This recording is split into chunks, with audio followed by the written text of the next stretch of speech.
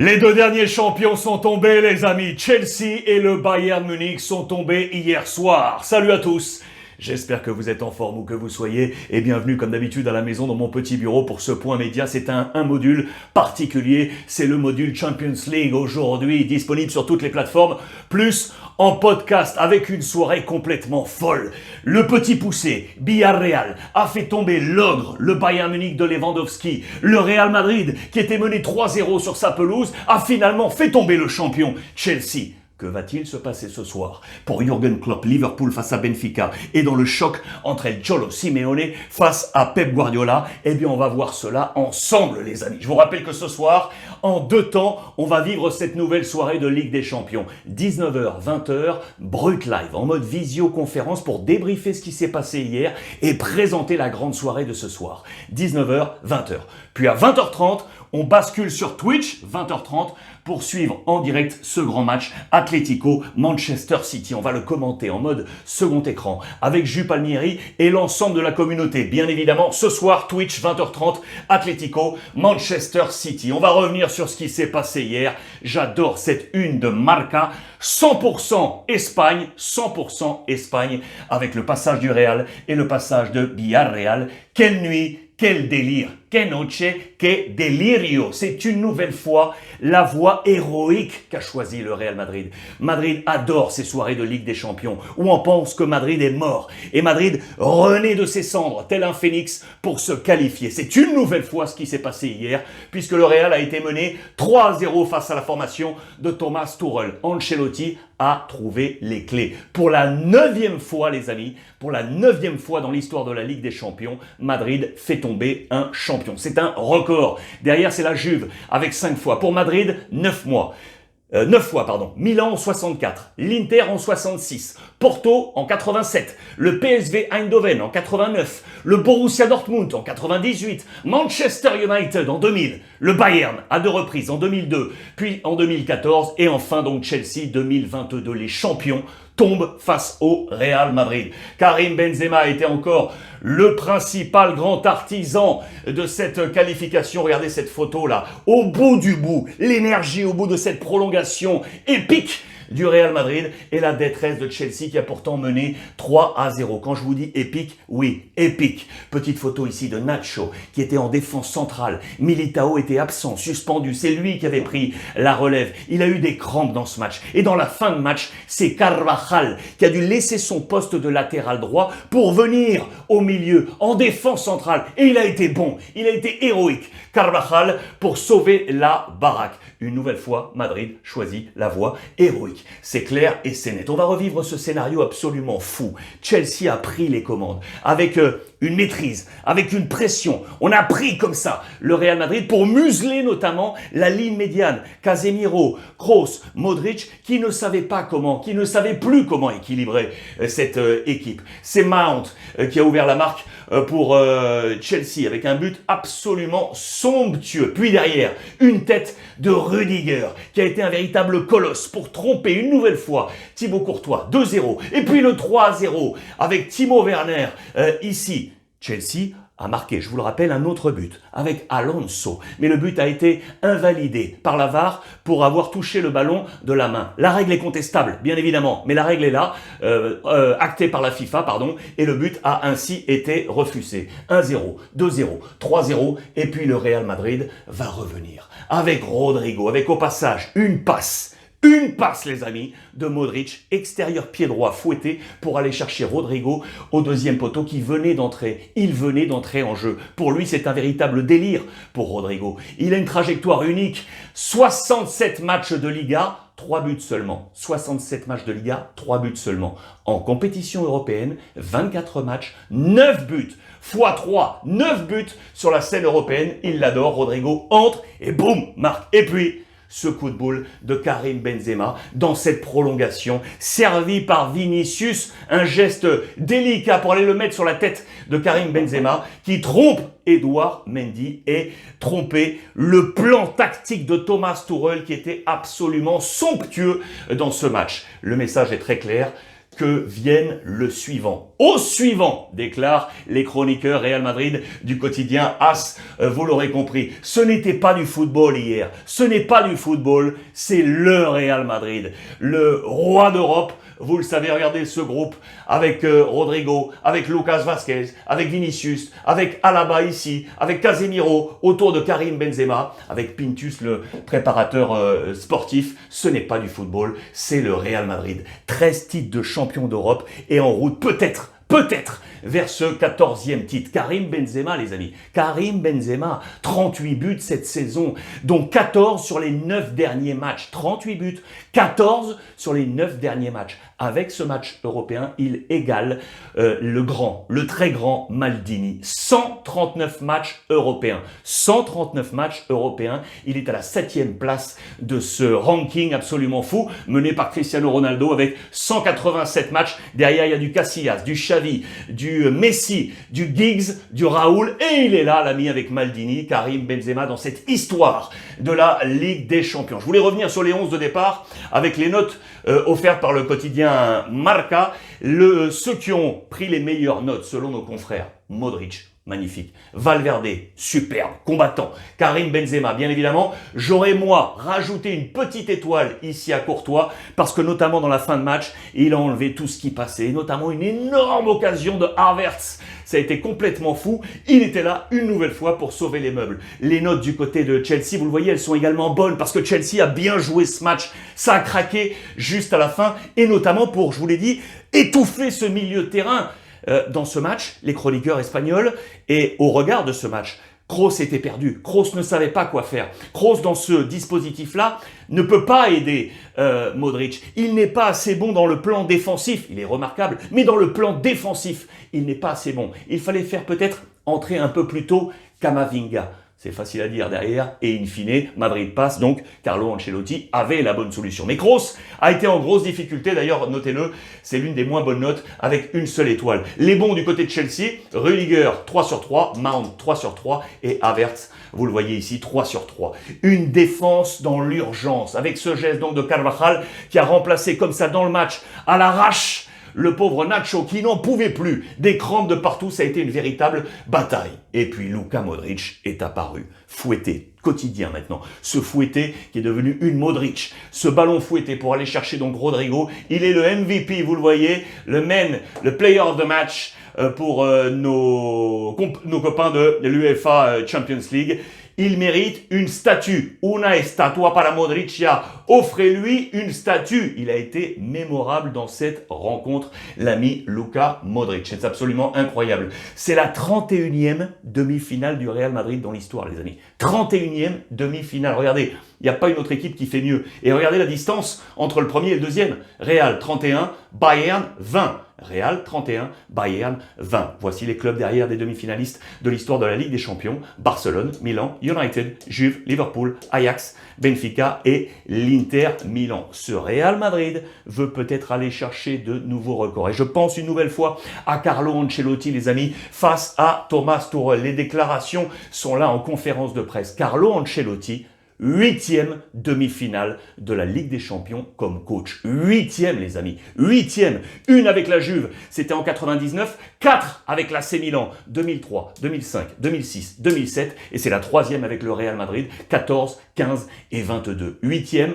Il égale ainsi deux hommes, Pep Guardiola et José Mourinho. Pep Guardiola a la possibilité d'être seul avec 9 demi-finales. S'il s'impose ce soir et s'il bat ainsi l'Atlético Madrid, Carlo Ancelotti, superbe. Quand on parle de record, je vous parlais de ces chiffres, ça fait quand même 10 demi-finales sur les 12 saisons là pour le Real. 10 demi-finales sur les 12 dernières saisons. Ils sont immortels à la une de As. Voilà la série là de toutes ces demi-finales sur ces dernières saisons. C'est absolument fou. Sur 12 saisons, 10 demi-finales pour le Real Madrid. C'est absolument incroyable. Et sur ces chiffres, eh bien, ils ont pris 4 fois la Ligue des Champions. Le Real, attention, attention, est immortel pour maintenant faire face en demi-finale, soit au vainqueur de l'Atlético, soit Manchester City. Affaire à suivre. Ce qui est sûr, c'est que économiquement, ça fait du bien au Real Madrid. C'est également important, il faut le rappeler, c'est dans les colonnes de Marca Regardez, 10 supera los 60 millones.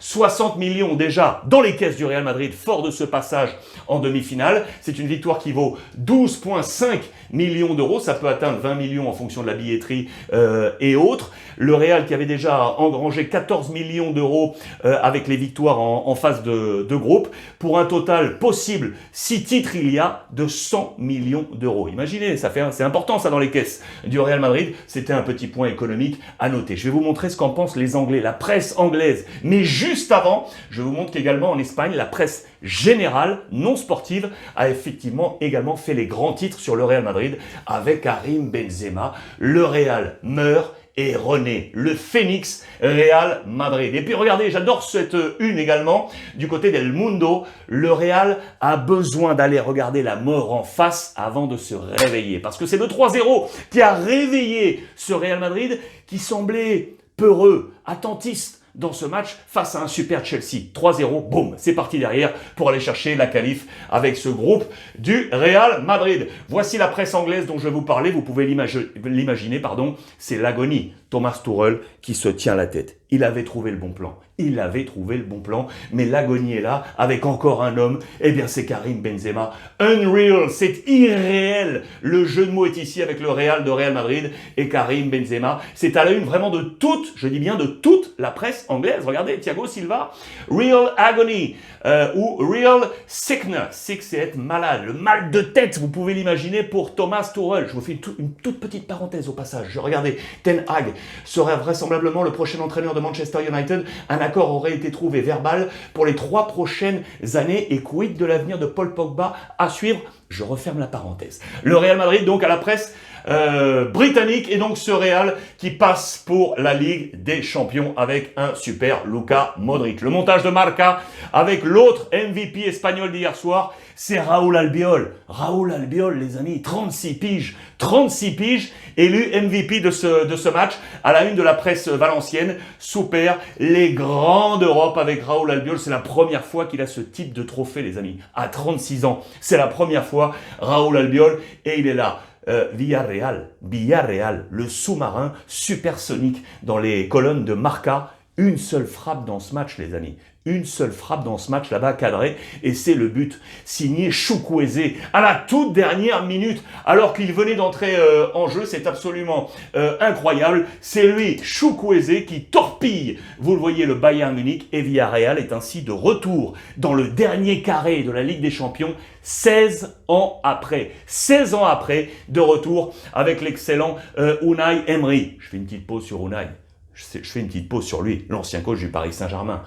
C'est sa première demi-finale. C'est sa première demi-finale de Ligue des Champions. Il sait ce que c'est en Ligue Europa. Souvenez-vous, il en a disputé 6. 6 demi-finales de Ligue Europa. 2012, 14, 15, 16, 19 et 21. À chaque fois, attention, il est passé en finale. Sauf la première. En 2012, c'était avec Valence. Mais les 5 autres, il est allé en finale. Quid en Ligue des Champions? C'est sa première à suivre. En tout cas, chapeau à monsieur Unai Emery, parce qu'il a été somptueux face à Nagelsmann, le coach du Bayern Munich. Le héros, c'est lui, c'est Chukwueze. Il venait d'entrer en jeu à la 84e minute. Il marque 4 minutes plus tard, à la 88e minute, les amis. Il est entré à la place de Coquelin. Voici les notes du côté de Villarreal dans les colonnes de Marca. Les meilleurs pour Albiol et Pau Torres, la charnière centrale qui a tenu face à une vingtaine de frappes du Bayern Munich, qui pensait bien avoir fait la différence dans cette rencontre avec Lewandowski qui avait ouvert la marque.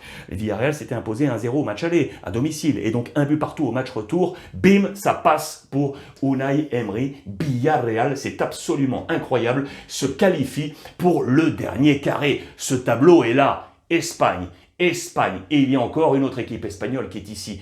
Est-ce qu'on va avoir un 3 sur 3? 3 équipes espagnoles peut-être en demi-finale de la Ligue des Champions. Ça va se passer là pour filer en finale le 28 mai prochain, vous le savez, au Stade de France. Que va-t-il se passer ce soir? Présentation des rencontres que l'on va suivre ensemble sur Twitch. La première avec cet Atlético Manchester City. C'est la première fois peut-être que le Metropolitano de l'Atlético va offrir à ses joueurs une demi-finale. Ce fut déjà le cas à Vicente Calderón. 1 fois, 2 fois, 3 fois. On veut aller chercher la première au Metropolitano. El Cholo Simeone veut faire tomber Pep Guardiola. Ça va être la grande bataille, bien évidemment, ce soir. Bataille tactique. On a tous en tête les 18 bus qu'avait mis Simeone devant sa cage. Aucune frappe pour l'Atlético en 90 minutes, c'était complètement fou. Et City qui avait finalement trouvé la faille à une seule reprise, 1-0. Ça va être ultra serré. Que va-t-il se passer dans le match? Ce qui est sûr, c'est qu'on va avoir des héros. La noche de los valientes, les gaillards, les vaillants qui vont aller au combat sur cette pelouse très très attendue ce soir. Avec notamment Antoine Griezmann, qui est peut-être pas au meilleur de sa forme, mais lui, il a l'expérience. Lui, c'est ce que c'est que les remontadas en Ligue des Champions. Il l'avait notamment fait avec l'Atlético face au Barça. Le petit prince, c'est ce que c'est. On l'attend ce soir. Tout comme Joao Félix, très attendu. Il est en pleine forme, lui. Lui, il marche bien et il est attendu. Attention à Thomas Lemar, qui pourrait être dans le 11 de départ. Ça pourrait être l'une des surprises, ça, del Cholo Simeone. On aura tous un œil sur Rodri, parce que Rodri, c'est l'ancien de l'Atlético. C'est le milieu défensif qu'adorait El Cholo Simeone avant qu'il ne réponde aux sirènes de Manchester City. Depuis son départ, beaucoup de joueurs sont passés à ce poste, avec plus ou moins de réussite.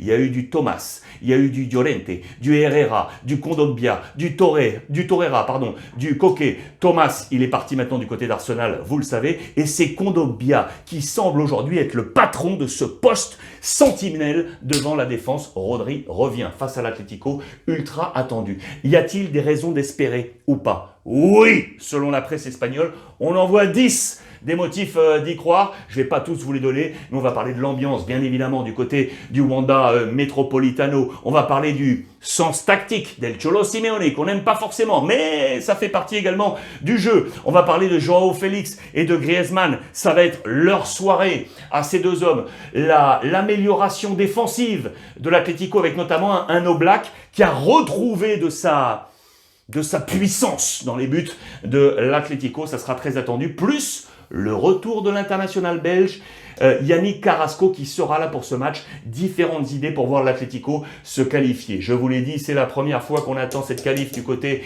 du Wanda Metropolitano. On retrace l'histoire de toutes les remontées fantastiques de l'Atlético. Et face à des Anglais, cela s'est déjà produit. Face à Liverpool en 2020 et face à Chelsea en 2014. Que va-t-il se passer face à City?